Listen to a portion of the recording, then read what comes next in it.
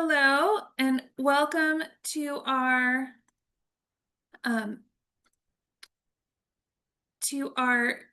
Summit Q&A session. I'm going to go ahead and get us started, and then we'll have some time for Q&A. Thank you for joining us. Just some highlights about this year's summit. It'll be December 3rd through 5th. And it's going to be in Bryan College Station, and we're going to be at the Brazos County Expo Hall. We're expecting about 300 attendees to join us this year.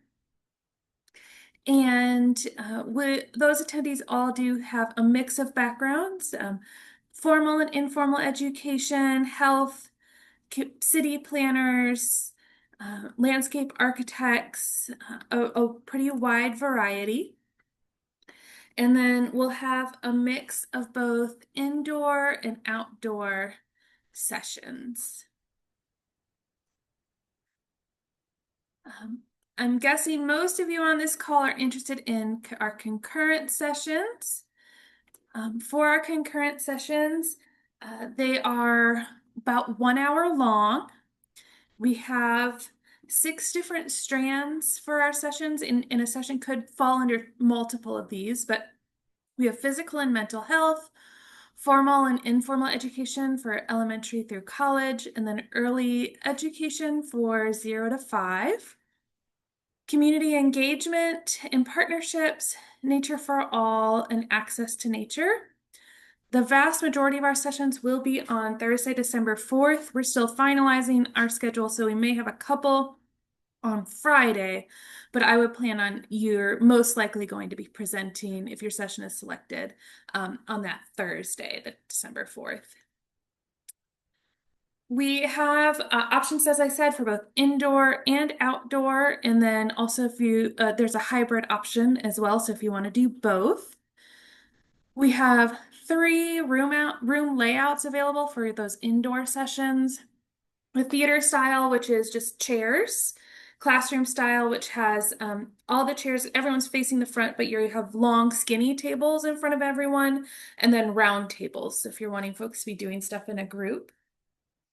And then each room will have a projector and a screen, a tablet and an easel, and then some rooms will have microphones, but there won't be any microphones available for outdoor sessions. If you're wanting to do a poster session, here you can kind of see an example of one of our posters. Those are opportunities for you to share your work, but in a kind of less formal format. Folks walk around and talk to folks about their posters.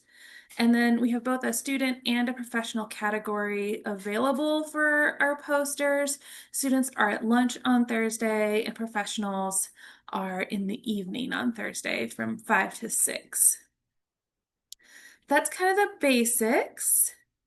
But I just want to open up the floor for any questions folks may have. And if you have a question, chances are other people do as well. But any questions about putting in your session proposals?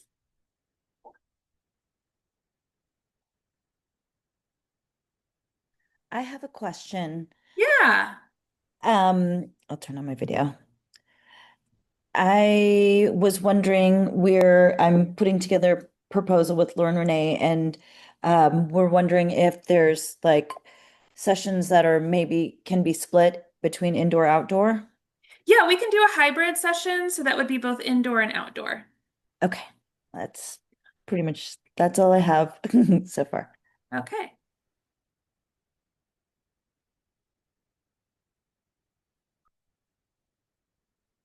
Any other questions?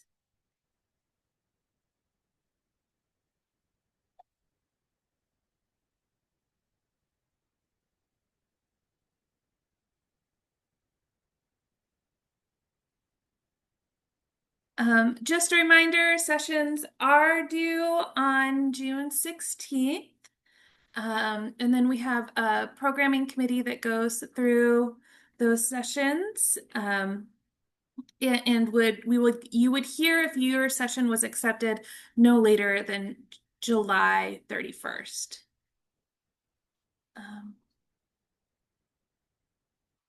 any other questions out there? I had one. Yeah. I was at hi. I was at the conference this last year and got I feel like a good idea of the participants. Mhm. But for sessions, I guess when we're preparing sessions, what is the largest grouping of our audience? Is it educators? Is it do you know what I mean? Like Yeah, I would who say are we mostly talking to? That's helpful. the largest percentage are going to be informal environmental educators, but it is a pretty Okay. good mix. But I would say probably of everyone who attends, probably like 45-50% are those informal environmental educators. Okay. Thank you. Yeah.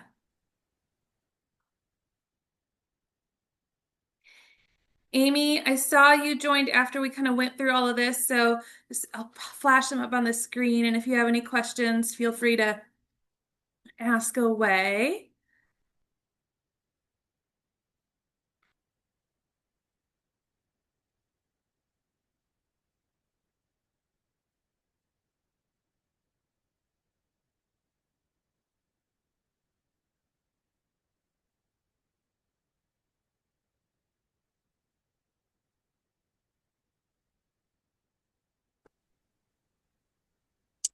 I you said about 40 to 50% would be the informal educators. What are the other 50%?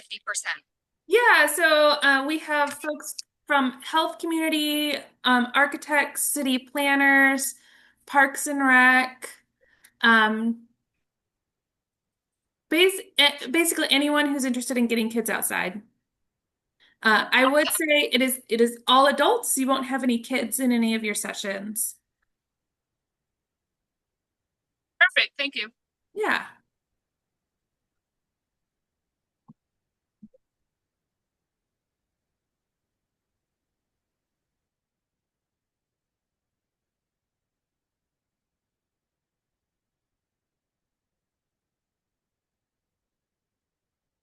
Any other questions out there?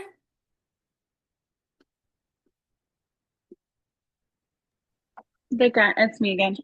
Yeah. The guidelines are pretty broad. Are there any specific topics, like subtopics, even more pared down, that you are looking to highlight again or to avoid and do something different this year?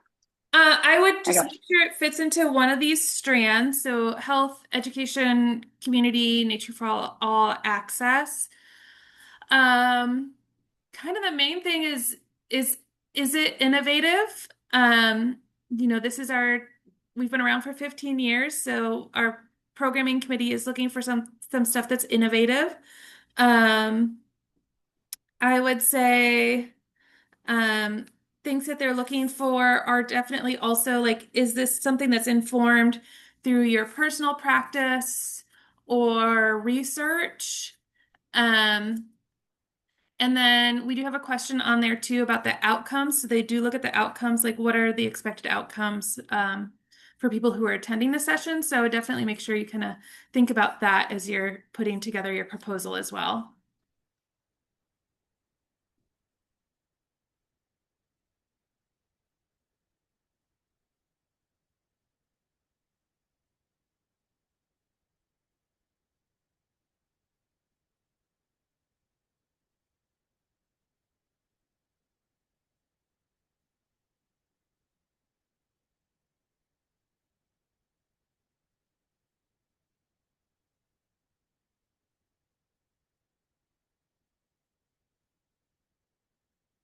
I would say as you're putting together your proposal, if you have questions, feel free to email me.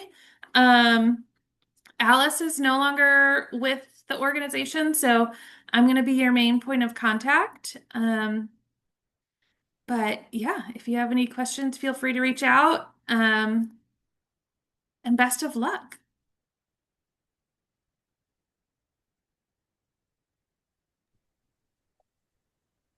Thank you. Sarah, I'm sorry, I had one more question. Yeah.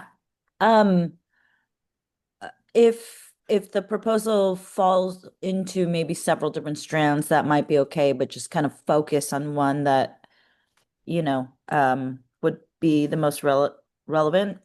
Yeah, definitely. We it is more common than not to have sessions that fall into multiple strands. And you do on the RFP, it's a checkbox. So you can pick multiple on the RFP, but just make sure it hits at least one of those. Okay. And yeah, don't worry if it does multiple, that's not gonna hurt your application at all. We're a lot of us started at informal ed and understand that you can be talking about multiple things at once. Okay. So yeah.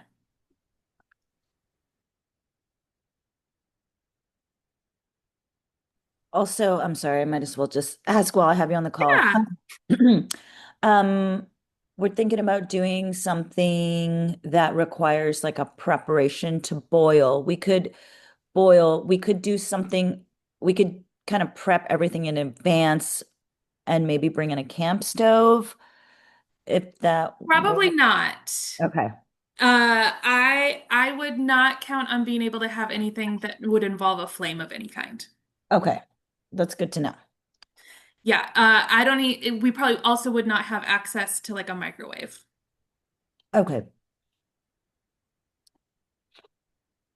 If it's like a portable like stove Yeah, where it's no, yeah, electric. probably not. Most convention centers are pretty strict about those things. Okay.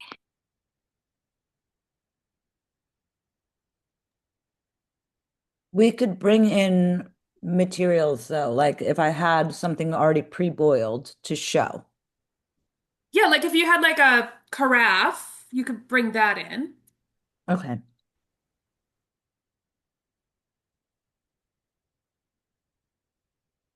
I just want to let you all know you only have about 15 minutes between sessions. So the absolute earliest you'd be able to get into your room would be 15 minutes ahead of time. And that would be if the session before you didn't run late.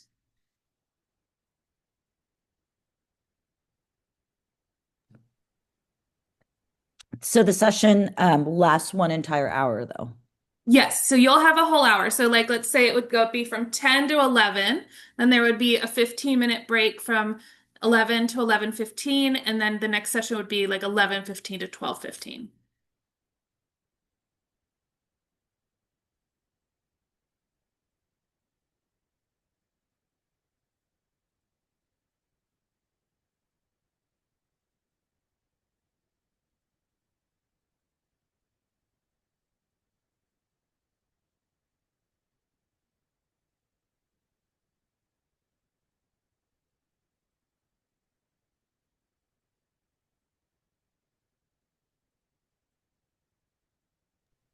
I think that's all I have for right now. Anyone else?